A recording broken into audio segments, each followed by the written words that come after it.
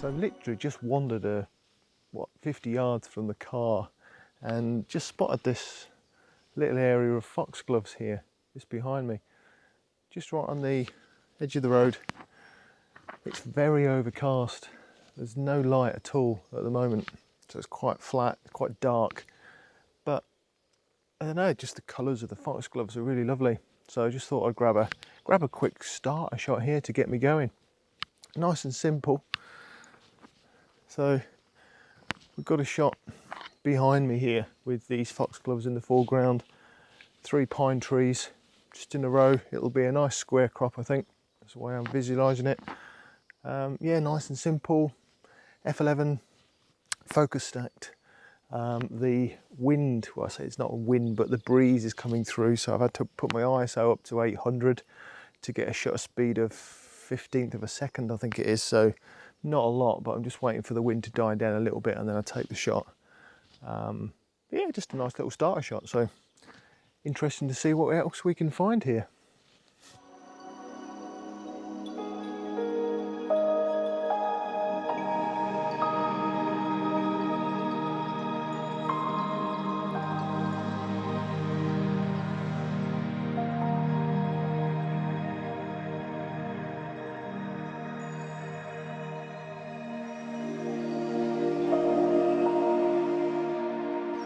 Right, I'm on a new location this morning. I am literally about 5 or 6 miles outside of King's Lynn in West Norfolk. And this is a location I spotted on good old Facebook.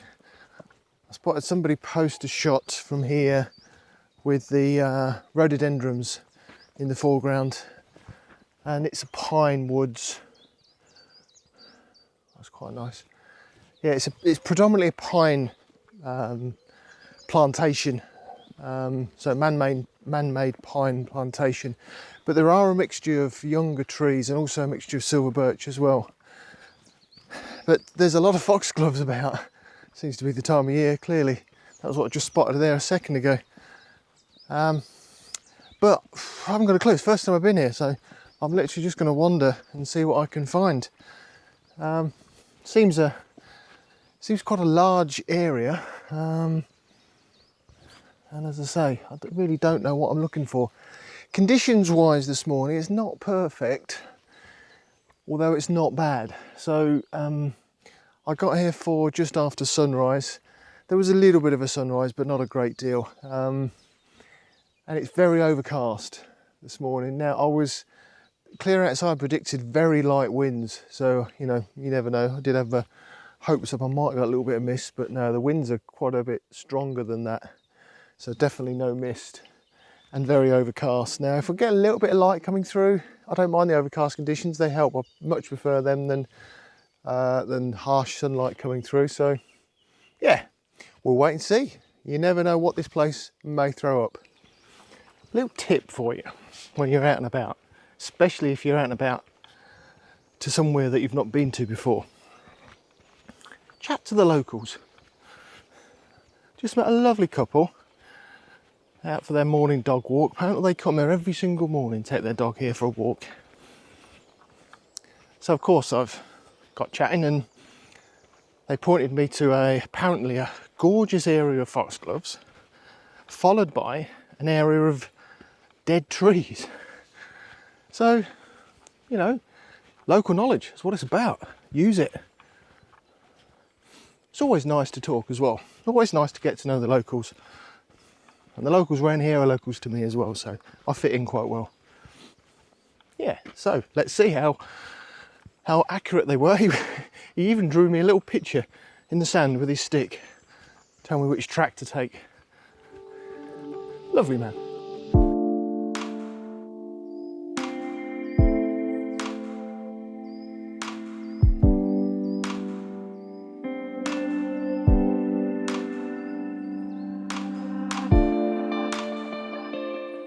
Well, he was right. I found this area of foxgloves. It's a beautiful area around here. It's absolutely covered in them. Now, I know my previous video was about foxgloves, so I don't want to, well, it wasn't about foxgloves, but it was about using that vintage lens in the foxgloves. So I don't want this to go over the same ground, but you know, in a morning like this where there's not a lot of light, the predominant colour around here is green. You know, coming up to the middle of summer and it's extremely green, extremely vibrant of green. So you do need another colour just to give you that contrasting colours to make the scene look a little bit more inviting to look at rather than just a sea of green. So I am going to use these foxgloves to frame a shot here. Now I must admit, I've been trying with the 24-70 purely because there's so many foxgloves around. I wanted to use them in the scene, but I've really struggled to try and find something that I'm happy with. So, you know, what did I do? I put the long lens on and all of a sudden I found a shot. And I've said this so many times before, and it is when you're struggling to find a wider shot, you know, stick your telephoto on and just go in a bit tighter, and all of a sudden you'll find little squares or little areas of the scenery in front of you that just becomes a lot more simple, a lot more easy to frame. There's less distractions. You can easily cut out the light of the sky if you want to, and yeah, just hone in on different little vignettes of the scene, and that's why I love using the telephoto lens. It's just all of a sudden, you know, a shot will appear in front of you where I couldn't see it with the 24-70. It was just too wide a scene. So yeah, and what I found is there's a white foxglove sitting on its own amongst the pinky purple ones, and with the telephoto on, what I've done is I've gone in, I'm quite a way up from the white foxglove, and I'm in at about 350 mil, and I'm literally just took a landscape shot framing the white foxglove on the right hand third, and then I'm at f5.6, so all of the outside of this scene is going to be out of focus at f5.6, but I focus purely on that white foxglove. I shall probably vignette it as well, just to help draw the eye to that white foxglove. And yeah, it looks on the back of the camera, looks a nice enough shot. It's just purely picking out that white foxglove amongst the other foxgloves around it. So yeah, quite a nice little shot, but yeah, just goes to show, telephoto on, shots appear.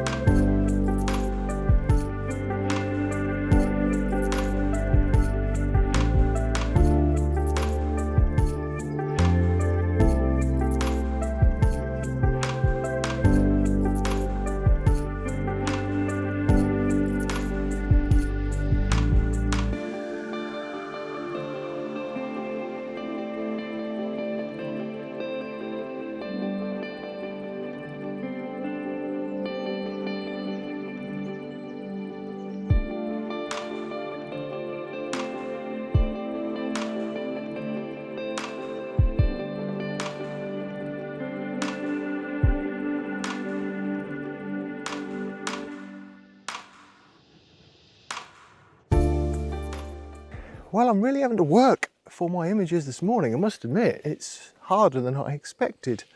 Don't get me wrong, it's lovely here. It's just very green.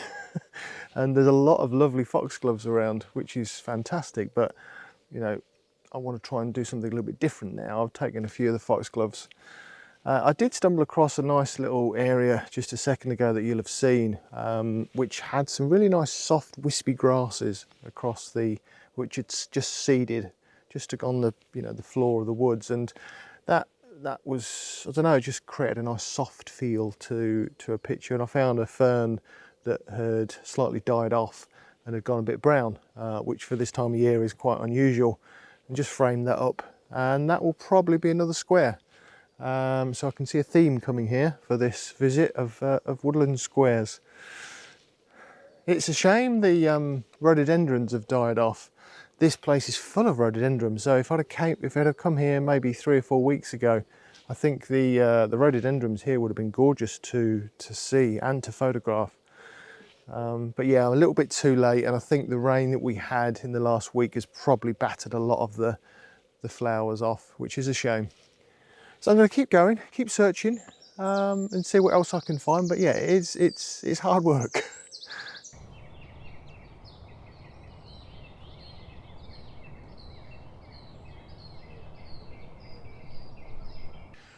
Well, that tree certainly stopped me in my tracks.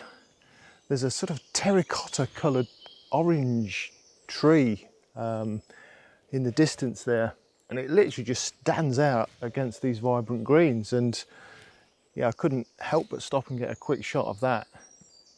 And it's just stuff like that that, you know, when you're in a sea of green, things like that just pop out. And yeah, just very interesting. I've framed it up with the green leaves in the foreground. There's a little bit of a rhododendron bush on the right hand side, which has still got a little bit of flower on, so I've just got that on the right hand side, and then that terracotta coloured tree in the background.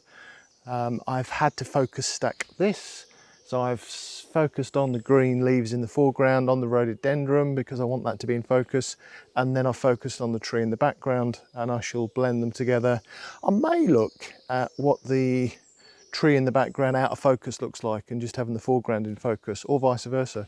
I might decide that that looks a little bit of a better shot, but irrespective, it's a nice little shot. Probably be another square.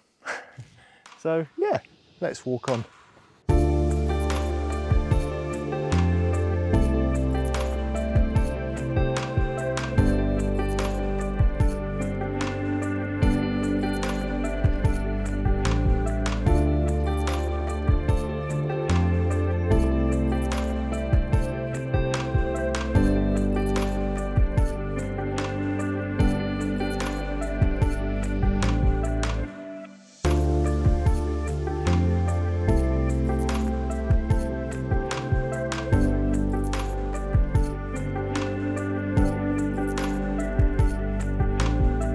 Despite this vlog being themed upon woodland squares, my last shot of the day is going to be a landscape.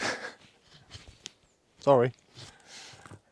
I was heading back to the car, about to call it a day actually, and just then I saw a gate, and I hadn't seen a gate in here before. And it's always good to have a gate, because a gate can lead you somewhere, and you always wonder what's through the other side of this gate.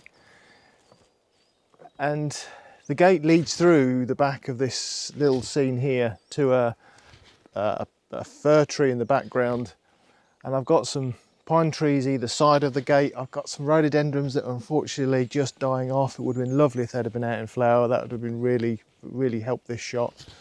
But as it stands, I think the composition works quite well. As I say, I've got the shot framed. I've got some ferns in the foreground that are sort of pointing you back into the scene. I've got the gate taking you through into the woods, and as I say, the fir in the background. So I think it all hangs together quite nicely, and you've got some really nice greens here. So yeah, I think the shot works. Technically, I have had to put it on f16, focused on this tree to the far right. That's given me enough sharpness front to back. At f16, it's really sharp on this 100 to 400, actually f16. It's a really nice aperture. I am at 1/6 of a second, which is really slow, but that's even at ISO 640, because there's quite a lot of movement of the leaves and the bushes because the wind's blowing. So I've had to put the ISO to 640. You know, 1/6 of the second's not great, but I've waited until the wind has died down, then taken the shot. So hopefully it's good enough. So yeah, that's it. I shall leave you with this final shot, and then I'm going to head back. So hope you've enjoyed this vlog this morning here at Sholdon Warren here near Kings Lynn. It's a public nature reserve, well worth a look round. Rhododendrons would have been lovely if I'd have been there a few weeks early, but never mind. Still a really nice place to come, and a new location for me, and it's always great to suss out new locations only an hour away from where I live, on the edge of the fens. So as I say, hope you've enjoyed it. Hope you liked the last image, and until next time, I shall see you soon.